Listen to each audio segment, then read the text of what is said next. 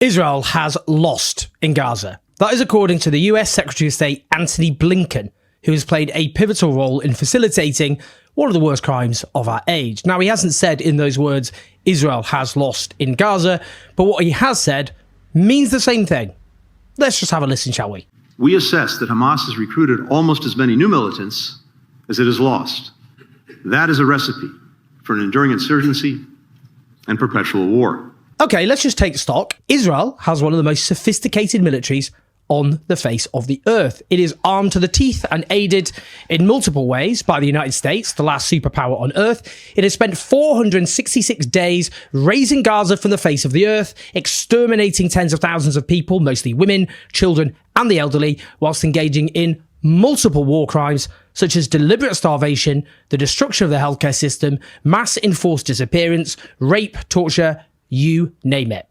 Israel stated it had two war aims at the beginning of this genocidal frenzy. That was to bring home the Israeli hostages captured on the 7th of October 2023 by military means, but the absolute overriding key aim that was articulated in public over and over again was to completely eliminate Hamas. On the first count, that's clearly a total failure. The Israeli state has killed far more of its own hostages than it has rescued by military means, with the only mass hostage rescue taking place because of a previous ceasefire and an exchange of detainees, and that includes so many Palestinians who are de facto hostages. Now, Antony Blinken has just said that Israel has not only failed to defeat Hamas, but after 466 days of utter carnage and death, he has said that Hamas has recruited almost as many new militants as it has lost.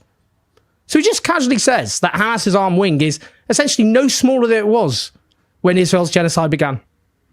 So the key driving rationale to justify so much slaughter, so much suffering, so much horror, that key driving rationale is a total failure, according to the government, which more than anyone else facilitated this crime. Well, let's go back to what President Joe Biden, Blinken's boss, of course, said in October 2023. Do you believe that Hamas must be eliminated entirely? Yes, I do. So let's be clear. That was official US policy. They facilitated the mass slaughter of Palestinians in Gaza on the grounds Hamas must be eliminated entirely.